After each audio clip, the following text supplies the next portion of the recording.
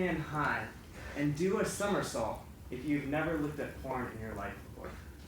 Anyone? Well, good evening, fellow Toastmasters, guests, and fellow porn addicts. Let's talk a little bit about porn versus real sex. So porn, easily obtainable. I mean, it's even in your pocket now. It's all about novelty, something new. Real sex takes time, takes work. It's about who's around you. It's about familiarity as well. Everyone's more well endowed in porn. It also feels like porn stars can last forever. That male guy's going on forever. He's the Energizer Bunny.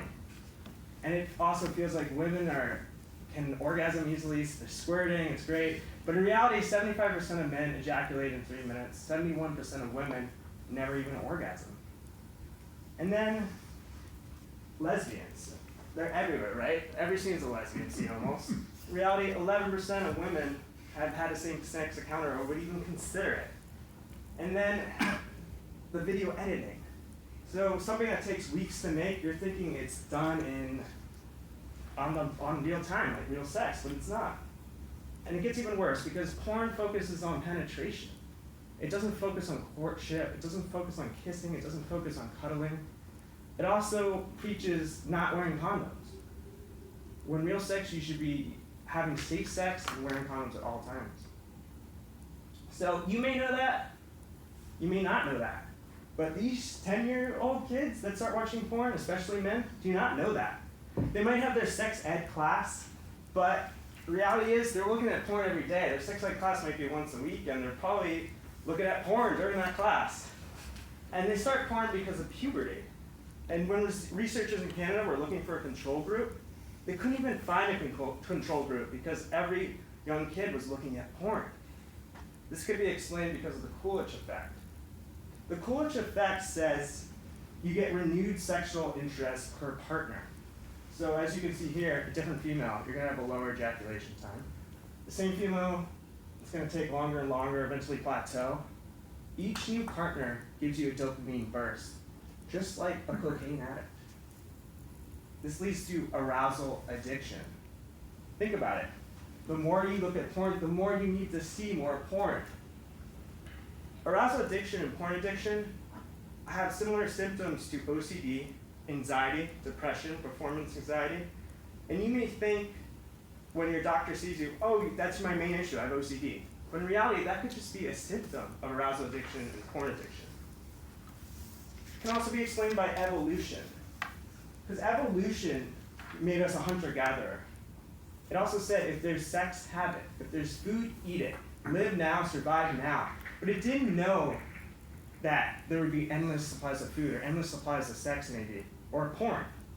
So now we have obesity, we have porn addicts, we have sex addicts. We have excess consumption, binge mechanism, cravings for more. So there's side effects to all this. Eventually, you're going to have a lower reaction to porn and real sex. This is going to be a drop in libido, which means your sex drive is going to go down. And the main issue for guys, erectile dysfunction. So when you get erectile dysfunction, you're going to start getting a little worried. Eventually, everything else in life just won't be exciting. Porn's going to be the highlight of your day and even your week, unless you have an amazing experience. You're going to have unrealistic expectations, as mentioned before. You're going to need porn just to get aroused. You're going to spend hours in isolation just looking at porn. And you're going to eventually lose loss of willpower. Oh, I'll stop today, I'll stop tomorrow, and you won't. And then fears of intimacy, which will lead to more anxiety and depression. Those who quit, however, were the emergence of a new control group that they didn't have before. People report no longer needing a therapist or medication, no longer needing Xanax, Adderall, marijuana, saying that their anxiety and that their depression went away. It takes 2 to 3 months, though, for older men to reset their dopamine levels, and 4 to 5 months for older men, and for younger men, because younger men grew up on internet porn, on the videos, on the intense stuff, easily attainable stuff, when their dopamine levels and their neuroplasticity was at its peak. So I say you stop porn. And if you're serious about it, go ahead, but you're going to have withdrawal symptoms. There's going to be a lot of support groups though for you. Brain Buddy app tracks your progress. Reddit.com no porn is like an online community with great resources and helping each other. And Sexaholics Anonymous, which helps people meet in person, kind of like AA, talks about healthy relationships, porn, sex addicts, all that. And if not for Ed, what about for Emily? Because porn, yeah, it makes men feel insecure too, but it definitely makes women feel insecure. Gives them body image issues, depression, suicide. If they don't feel sexy like a porn star or look like a porn star.